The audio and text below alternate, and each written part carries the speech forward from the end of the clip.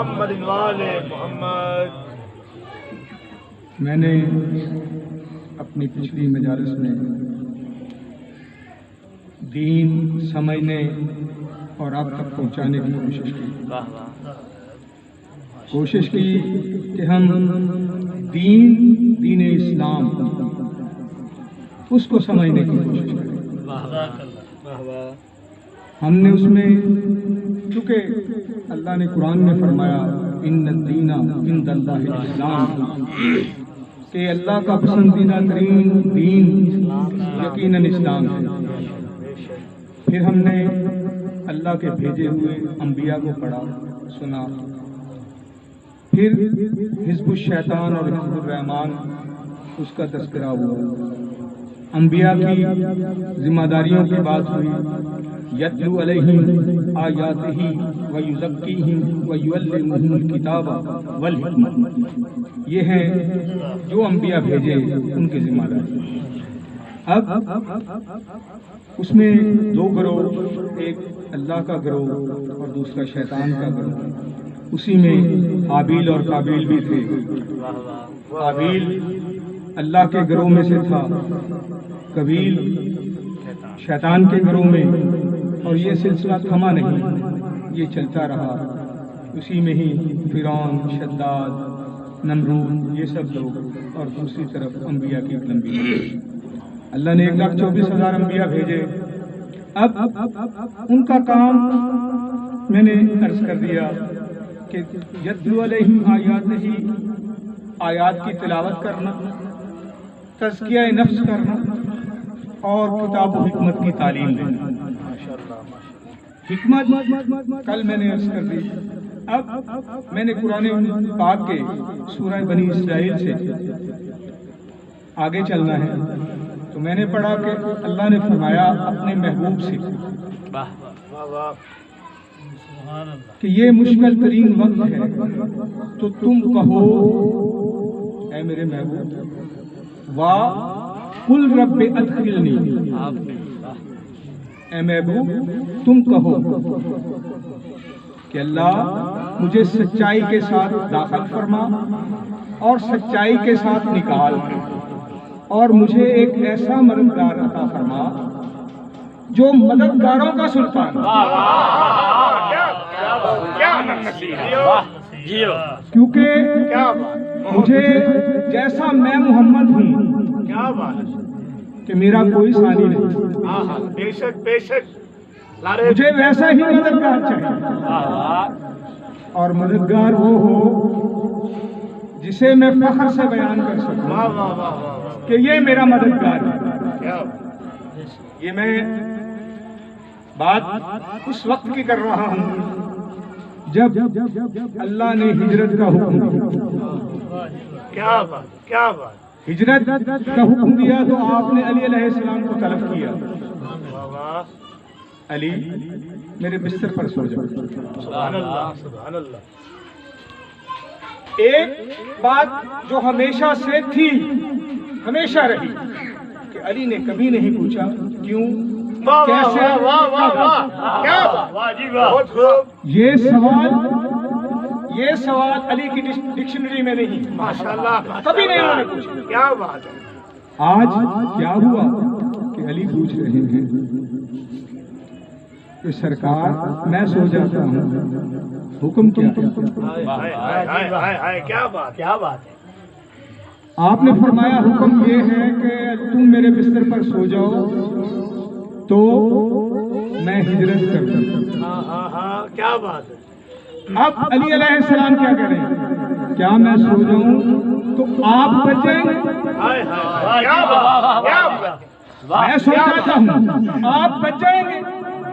آپ کا بچ جانا صرف محمد رسول اللہ کا بچ جانا نہیں، کیا بات، ہر وہ بات جو آپ سے منسوب ہے وہ بچ جائے گی۔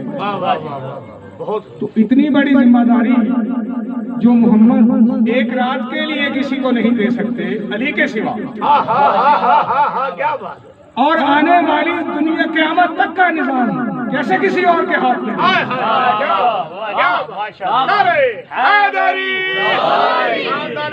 پر بلند تر صلوات. علی تم میرے بستر پر سو جاؤ. سوال یہ ہوتا ہے کہ اگر آقا رسالت مآب صلی اللہ علیہ وسلم نور ہیں تو وہ جبریل کو بھی کہہ سکتے ہیں کہ تم بھی تو نور ہو, تم کیوں نہیں سو جاتے؟ علی کو ہی کیوں کہا جا رہا کہ تم سو جاؤ؟ پہلی بات اللہ نے قرآن میں فرما دیا اللہ لا الہ الا هو الحی القیوم لا تأخذہ سنۃ ولا نوم. اللہ ہی ہے جسے نہ نیند آتی ہے نہ اونگ آتی ہے. اور علی کی عبادت کا یہ عالم ہے.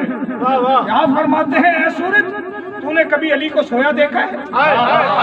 اے چاند گواہ ہو کہ تو نے کبھی علی کو سویا دیکھا ہے؟ اللہ نے کہا آج علی کو سلا دو. کہیں لوگ اسے خدا نہ سمجھ جائیں, کہیں علی کو اللہ نہ سمجھ لیا جائے. آج علی کو سلا دو. اب علی سوئے ہیں. ہمیں کہا جاتا ہے کہ معاذ اللہ استغفر اللہ علی کا قد چھوٹا. چھوٹے قد کا آدمی لمبے قد کا جگہ کیسے سو سکتا ہے؟ علی تو ویسے ہی سوئے ہیں جیسے سوئے تھے محمد. اب وہ نور جو محمد کے جسم سے نکلتا ہے آسمانوں کو چھوتا ہے, وہی علی کے جسم سے نکلتا ہے آسمانوں کو چھو رہا ہے. تو اسی لیے وہ جو باہر کھڑے دشمن وہ سمجھ ہی نہیں سکے اس کی کیا مجال, جان جائے کہ یہ محمد ہے کہ علی ہے. اور پھر فرماتے ہیں آقا کہ علی صبح تم آ جانا, یہ امانتیں لوٹا کر. اب علی نے یہ نہیں پوچھا کس کی کتنی امانت,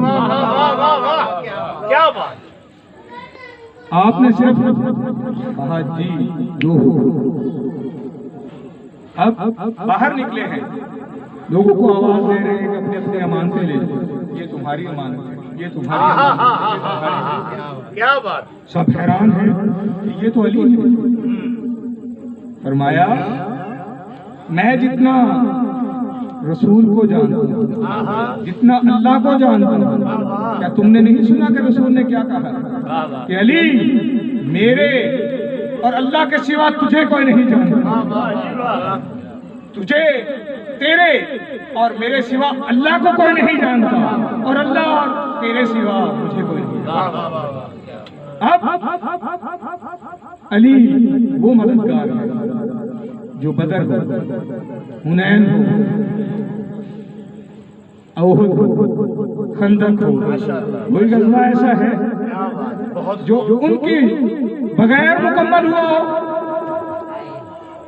سب صحابیوں نے کہا کہ احد میں خیبر میں علی کو نہیں لے گئے.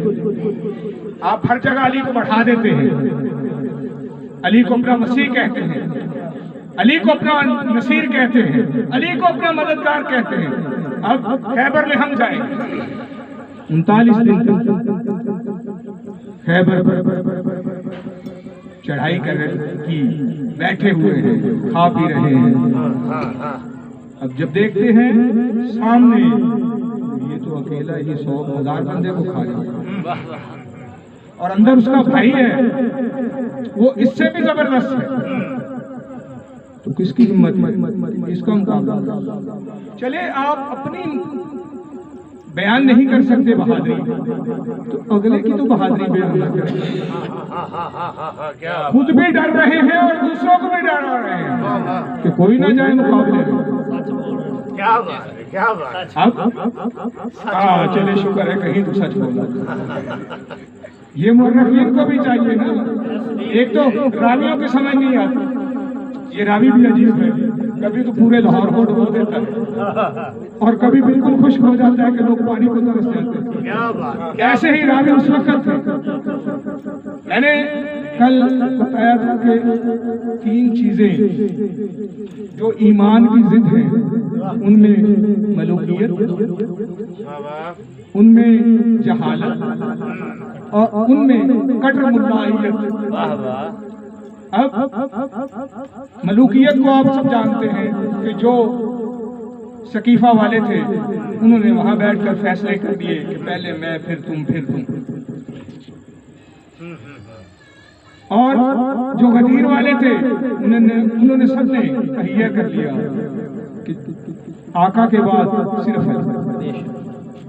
بے شک بے شک غدیر کی اور سقیفہ کی یہی تو بات مختلف ہے کہ غدیر والے آج تک لڑ رہے ہیں، آج تک کوشش کر رہے ہیں کہ علی کو پست کرنے کی کوشش کر رہے ہیں، لیکن اللہ بار بار بڑھا رہا ہے۔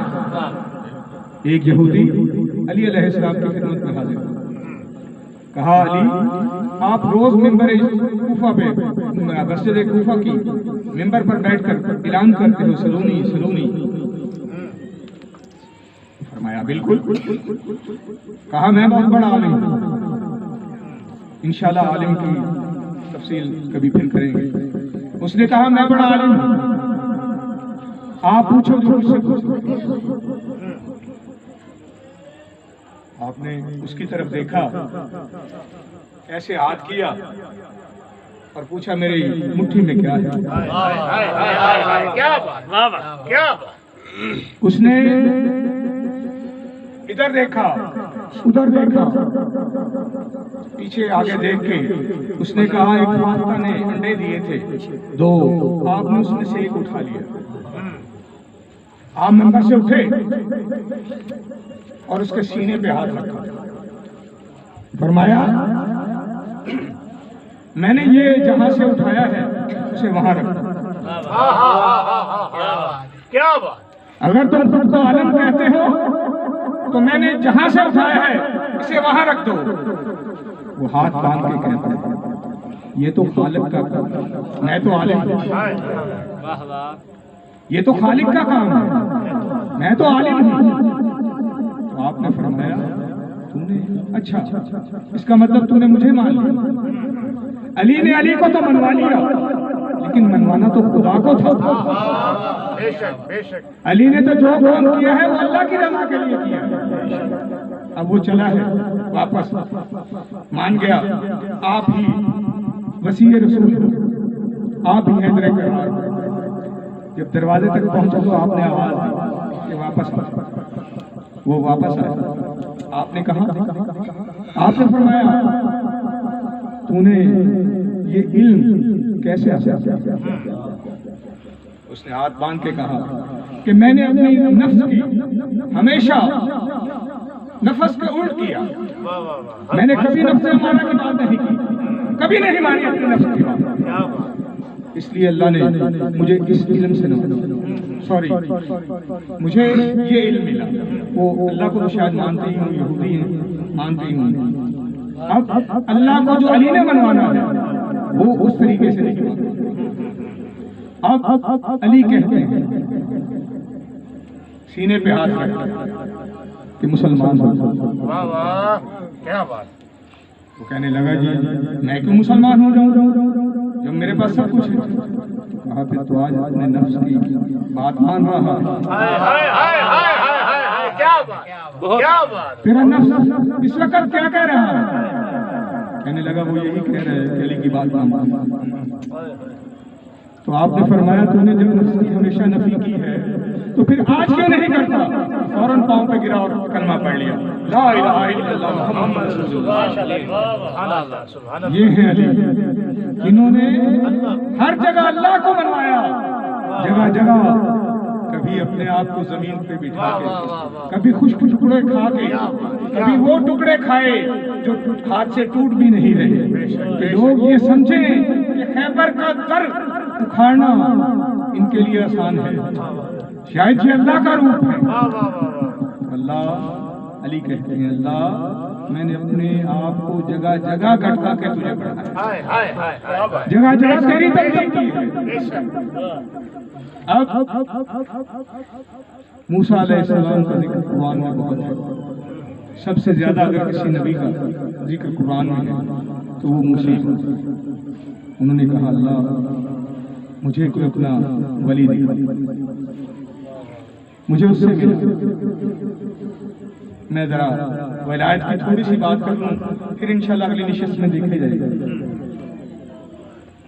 اللہ نے کہا کہ فلاں جگہ چلے جاؤ جہاں دریا دو، وہاں موسیٰ تمہاری ملاقات خضر سے ہوگی، وہ میرا ولی ہے۔ اب جو چلے ہیں ساتھ آپ کے شمون ہیں، آپ کا ولی۔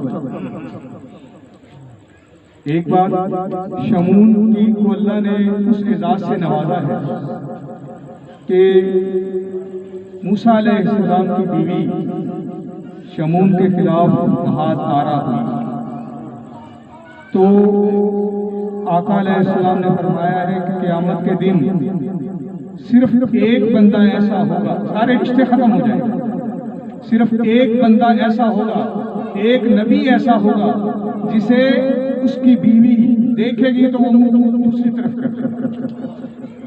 سب حیران ہوئے کہ آقا یہ کیا ہوا؟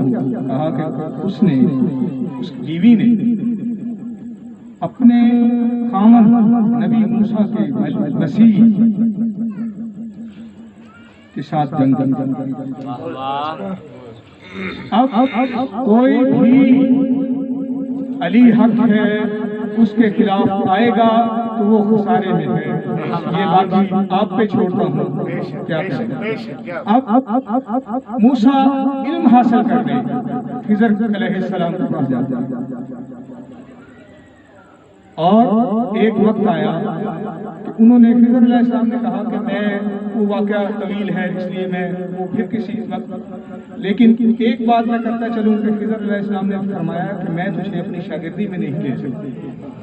کیوں کہ تم نے ہر بات پہ کہنا ہے کیوں، ہر بات پہ کہنا ہے کیسے، ہر بات پہ کہنا ہے کیا، اور مجھے یہ پسند نہیں۔ اور وہ واقعہ قرآن میں ہے کہ انہوں نے جو بھی کیا موسیٰ علیہ السلام نے فوراً کہا یہ کیوں، انہوں نے کہا یہاں سے واپس چلے جاؤ، پھر کہا نہیں معاف کر فرما دے آگے چلیں، پھر کیا، پھر کہا یہ کیوں، یہ کیسے، پھر وہ سارا۔ اب وہی خضر علیہ السلام امام حسن علیہ السلام گود میں بیٹھے ہیں سرکار رسالت مآب، وہی خضر علیہ السلام حاضر خدمت ہے، صحابہ کی ایک لمبی قطار ہے جو تشریف فرما ہے۔ اب وہ بزرگ آئے ہیں، انہوں نے آ کے آقا کے سامنے دوزانوں بیٹھ گئے، رسالت مآب صلی اللہ علیہ وسلم، کہا جی میرے کچھ سوالات ہیں وہ پوچھنے ہیں۔ کہا حسن آج تم جواب دو گے، خضر جو سوال کریں گے تم جواب دو گے۔ اور خضر کو پتا تھا کہ یہ کیوں، کہاں، کیسے، مجھے جب پسند نہیں تو سید الانبیاء کو کیسے پسند؟ اور وہ جانتے تھے کہ محمد رسول اللہ صلی اللہ علیہ وآلہ وسلم جس سے کہہ رہے ہیں وہ ان کا وہ نواسا ہے جو ہمیشہ آپ کے دوش پہ سوار ہے، جن کے لیے رسول کہتے ہیں کہ الحسین منی الحسن منی وانا من الحسین انا من الحسن۔ یہ وہ نوازے ہیں جن کے لیے اللہ سے دعا کرتے ہیں کہ اللہ میں ان سے محبت کرتا ہوں، تو بھی ان سے محبت کر، اور جو ان سے محبت کرے اللہ تو ان سے بھی محبت کر، جو ان سے بغض رکھے اس نے مجھ سے بغض رکھا، اور جس نے مجھ سے رکھا اس نے تم سے رکھا۔ اب اسی لشکر علی، اسی لشکر محمد، اسی لشکر اللہ کا ایک نمائندہ علی اصغر،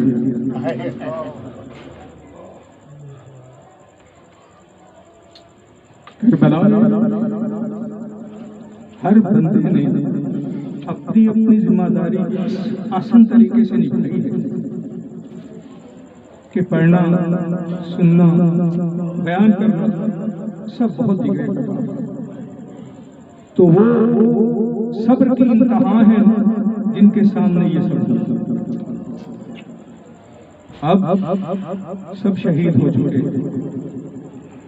تو آپ خیمے میں تشریف لائے تو دیکھا ہے کہ اصغر جھولے سے کبھی زمین پہ آ جاتا اور کبھی زمین پہ پٹک پٹک کے خود کو گرا رہا ہے۔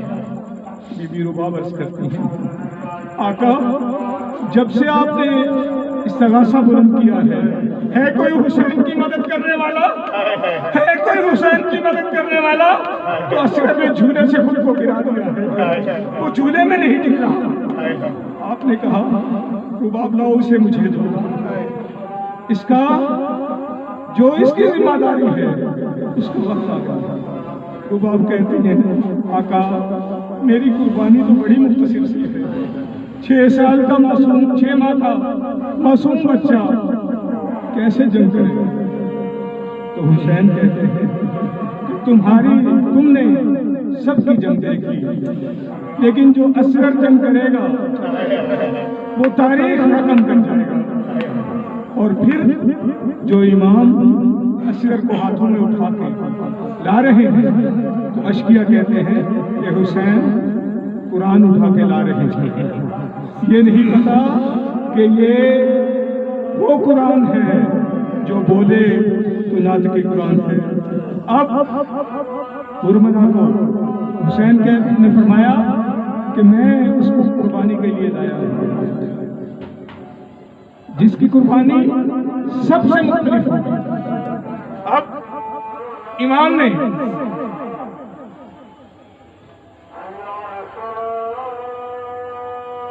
میدان میں کھڑے ہو کے کہا کہ یہ معصوم، اس سے تمہاری کوئی جنگ نہیں، تمہاری جنگ تو حسین سے ہے، اس کا کیا گناہ ہے؟ تم خود کو جس دین کا پیرو کہتے ہو اسی دین کا یہ سبق ہے کہ نہ بچوں پہ ظلم کرنا، نہ عورتوں پہ ظلم کرنا، نہ درخت کاٹنا، لیکن تم نے تو سب بھلا دیا، تمہیں تو کچھ یاد نہیں۔ اب ابن زیاد کہتا ہے حرملا کیا دیکھ رہا ہے؟ تیر چلا اور اس بچے کو ختم کر دے، شہید کر دے اس بچے کو۔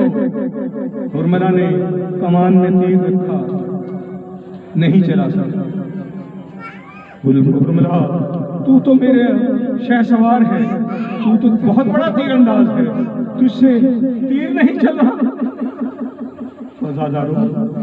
حرملا کہتے ہیں میں کیا کروں؟ جیسے ہی میں تیر کمان میں رکھتا ہوں تو ایک بی بی بال کھولے سامنے آ جاتی ہے، میرا تو گھر لٹ میں آیا ہے، اسے کیوں مارتے ہو؟ یہ تو معصوم ہے۔